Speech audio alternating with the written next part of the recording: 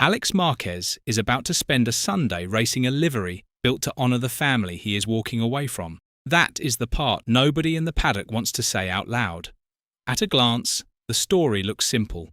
The runner-up in MotoGP took the factory money, signed for KTM, and left the small Italian team that rebuilt his broken career.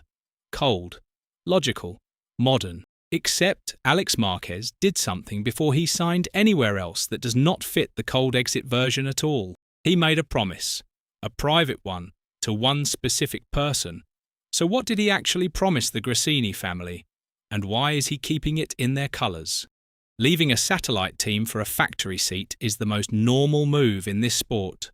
Riders do it every silly season, and nobody blinks. But this is not that. And treating it like a routine transfer misses what is really happening. Gresini did not just give Alex Marquez a competitive bike. They gave him back a career that Honda had quietly buried.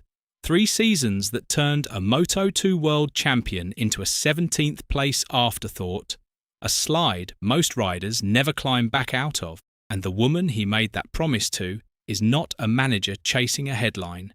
She is Nadia Padovani, the widow of Fausto Gresini, the man whose name is on the garage. When you understand who is standing on the other side of this goodbye, the word promise stops being a soft line and becomes the whole story.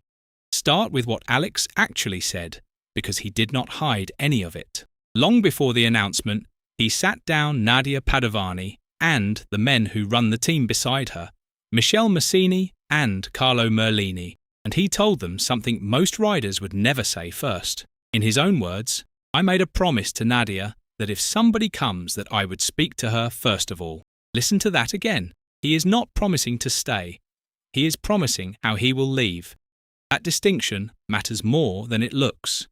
Alex Marquez did not negotiate KTM behind closed doors and surprise the team with a finished deal. He warned them at the start. His exact framing to Nadia was, "If any team, any factory comes along, you'll be the first to know. I don't want to be left behind." From the first day he spoke to KTM, Gresini already knew. No leaks, no ambush, no cold phone call. That is either the most loyal thing a departing rider can do, or the most controlled. And the closer you look, the harder it becomes to tell which. Because underneath the promise sits something colder. And Alex said that part out loud too. This was ambition.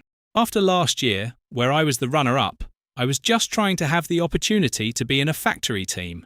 That is not a man being forced out. That is a man who tasted second in the world and decided a satellite Ducati would never make him first. The timing is not an accident either. 2027 is a reset year. The engines drop to 850cc. The ride height devices are banned. The tyre supplier changes. Everything the grid has learned gets thrown out. The advantage resets, and whoever adapts fastest sets the terms. And Alex was blunt about what that means. With the new regulations, being a factory rider and being in a factory team is crucial so that all the parts arrive super fast. In a reset, a satellite rider gets last year's answers. A factory rider helps write next year's. He wanted the pen. And KTM did not come knocking by accident. They had just lost Pedro Acosta, their own golden boy, to Ducati, and they turned to the runner-up to anchor the new project beside Fabio Di Gianantonio. Alex is not filling a vacancy here. He is the man KTM chose to replace the most hyped talent on the grid. And oh, there is one more detail, the one that turns this from a transfer into something heavier. This exact weekend at the Sachsenring, Gresini is running a one-off livery. It is the old Movistar design from 2003 and 2004. The colours Sette Gibernau and Di Giro Cato once raced, pulled out of the vault to mark the team's 30th anniversary. Alex Marquez is on track in those colours right now. He is honouring 3 decades of Gresini history in the same weeks he is confirmed to leave it. Sit with that. The tribute and the goodbye are riding the same bike. And here is the twist inside the twist. The push did not only come from Alex, it came from Gresini. He revealed what they told him when he wavered, that he had earned this. That after a season like 2025, second in the world, They could not look him in the eye and ask him to stay. The family team did not beg. They told him to go. That is not how teams usually lose their best rider. A satellite squad, however warm, cannot hand a title runner-up a factory future. They knew it before he did. Then Nadia Padovani answered in public, and she did not sound betrayed. She sounded like family. "Alex, it's truly hard to let you go," she said. No lawsuit tone, no frozen statement.